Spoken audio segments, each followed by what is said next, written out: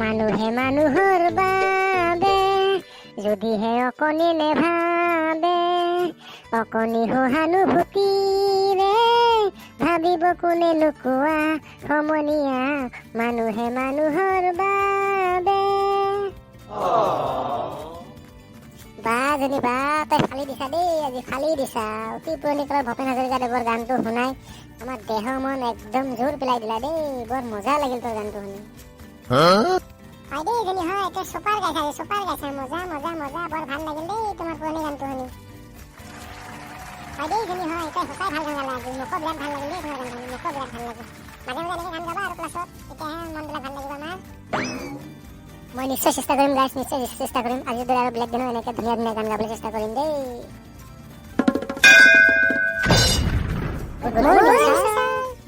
Morning morning morning morning morning মাই dear student, good morning. মাই dear students, তোমালোক চবে ঠিকে আছেনে? ভালে আছানে? তো ক্লাছটো আৰম্ভ কৰিলোঁ। ৰণী, তুমি কোৱাচোন উপসৰ্গ কাক বোলে? ছাৰ, প্ৰথম বাক্যকেইটা মনত নাই, লাষ্টৰ ফালৰ পৰা অলপ কওঁ ছাৰ। তোমাৰ সদায় মনতে নাথাকে। কোৱা দে, কোৱা, যি মনত আছে তাকে কোৱা। তাকেই উপসৰ্গ বোলে ছাৰ। অ' মাই গড, কি কৈছা তুমি? এইটো কি কৈছা? ছাৰ, মই ক'লো দেখোন আপোনাক ফাৰ্ষ্টৰ বাক্যকেইটা মনত নাই, লাষ্টৰ ফালেহে অলপ মনত আছে। এই পণ্ডিত, নেক্সট লেভেলৰ পণ্ডিত, এনেকৈ ক'লে হ'ব নেকি এনচাৰটো? নাজানিলে নাজানো বুলি ক'ব নোৱাৰা নেকি? যি পাই তাকে ক'ব আহিছা ইয়াতে। প্ৰথম প্ৰশ্নতে মোৰ মাথা খাই দিলি তই। জোনী, মই তোমাক এটা অসমীয়া বাক্য ইংৰাজীত ট্ৰেঞ্চলেশ্যন কৰিব দিম, তুমি পাৰিবানে? পাৰিম ছাৰ, পাৰিম, মই নিশ্চয় পাৰিম। আপুনি কওক বাক্যটো, মই 1 মিনিটতে কৈ আছোঁ আপোনাক। তুমি কোৱা, ছোৱালীজনী তলত থিয় হৈ আছে। একদম ইজি ছাৰ, মিছ আণ্ডাৰষ্টেণ্ডিং হ'ব। What nonsense? কেনেকৈ হয় এইটো, কেনেকৈ হয়? বুজাই দিছোন মোক অলপ। শুনক তেনেহ'লে ছাৰ, ছোৱালীজনী মানে ছোৱালীবিলাকক মিছ বুলিও কোৱা হয়। তলত, আণ্ডাৰ, থিয় হৈ আছে, ষ্টেণ্ডিং, গতিকে ছাৰ মিছ আণ্ডাৰষ্টেণ্ডিং। অ' মাই গড, কি কৈছা তুমি এইবোৰ? কি কৈছা হা? কি কৈছা এইবোৰ? মোৰ মাথা খাই দিলি তই আজি, মোৰ মাথা খাই দিলি। মানে নেকি ছাৰ মোৰ এনচাৰটো, মোৰ ট্ৰেঞ্চলেশ্যনটো? হোৱা নাই বাবা, হোৱা নাই। তই চব থাক আৰু এটা কথা নকবা, মোৰ মাথা গৰম হৈ আছে, কিন্তু মই ফিউজ হৈ যাম আৰু বেছি দেৰি নাই। Okay sir, okay. দীপশিখা, তুমি কোৱাচোন, এজন মানুহে কেনেকৈ 8 দিন নোহোৱাকৈ থাকিব পাৰিব? কোনো অসুবিধা নাই ছাৰ, সি দিনত হ'ব। অ' মাই গড, কি কৈছা তুমি বখিলা? এইটো কি ক'লা? কি কৈছা? কি কৈছা? মোৰ মাথা খাই দিলি। আচ্ছা বখিলা, তুমি কোৱাচোন, চাকৰি যিয়ে কৰে সি চাকৰ, তথাপি আমি চাকৰি কওঁ কিয়? ছাৰ, নিজকে সান্তনা দিয়াৰ কাৰণে চাকৰি বুলি কওঁ। হোৱাট? হয় নেকি বাৰু? হয় নেকি? মই জনাই নাছিলোঁ, মই আজিহে গম পালোঁ। তুমি কোৱাতেহে গম পালোঁ মই আজি। হ'ব দিয়া, ঠিক আছে। এই জুনি আৰু ৰণী, তহঁতে মুখখন মেলি কি ভাবি আছা? কি ভাবি আছা হা? নাই ছাৰ, নাই, একো ভবা নাই। তেনেহ'লে কোৱাচোন ৰণী, ফুটবল ল'ৰা নে ছোৱালী? ফুটবল ছোৱালী ছাৰ।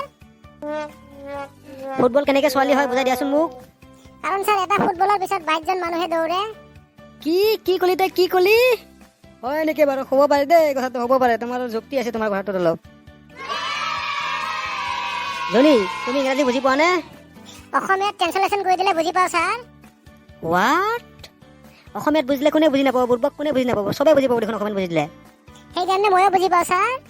হ'ব, তহঁতক আজি মই আৰু প্ৰশ্ন নোসোধোঁ এতিয়া, আৰু প্ৰশ্ন সুধি মোৰ মাথা গৰম কৰিব নোখোজো মই আজি।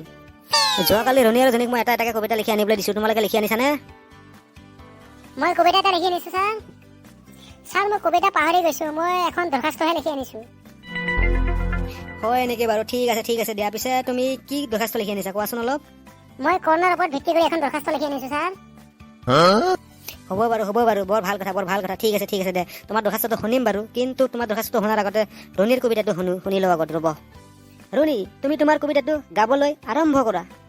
ঠিক আছে ছাৰ, মই আৰম্ভ কৰিলোঁ। মোৰ কবিতাটোৰ নাম হৈছে লকডাউন। ঠিক আছে, বৰ ভাল কথা। গাই শুনা। Down down down, all Assam lockdown. কেতিয়া খুলিব লকডাউন? সেই দিনবিলাককে কৰি আছোঁ কাউণ্ট। মহামাৰী কৰোণাৰ ফলত ইমান মানুহ কটাইছে ভোকত, ইমান মানুহ আৰ্থিকভাৱে পৰিছে তলত, বল নাইকিয়া হৈছে দেহত।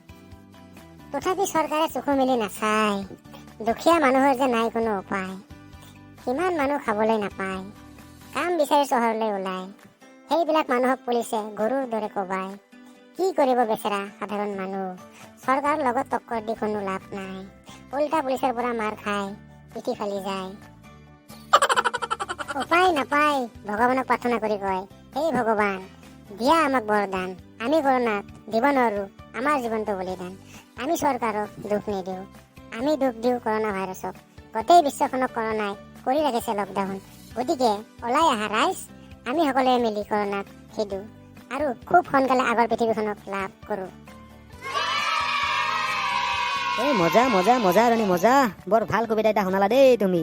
একদম আমাৰ পৰিৱেশ পৰিস্থিতিৰ লগত মিলিব পৰাকৈ কবিতাটো লিখি আনিছা তুমি। বৰ ভাল লাগিল দেই তোমাৰ কবিতাটো শুনি, বৰ ভাল লাগিল। ধন্যবাদ এনেকুৱা কবিতা শুনাৰ কাৰণে। Thank you sir, thank you so' much. ঠিক আছে বহা এতিয়া তুমি বহা। এইবাৰ জোনীয়ে তাৰ দৰখাস্তখন মোক গাই শুনাব। অ'কে ছাৰ মই গাই শুনাইছোঁ ৰ'ব। মৰমৰ কৰোণা, কৰোণা তুমি এই পৃথিৱীত আহি কি খেলা দেখালা। গোটেই পৃথিৱীৰ মানুহক তুমি বৰ ভয় খুৱালা।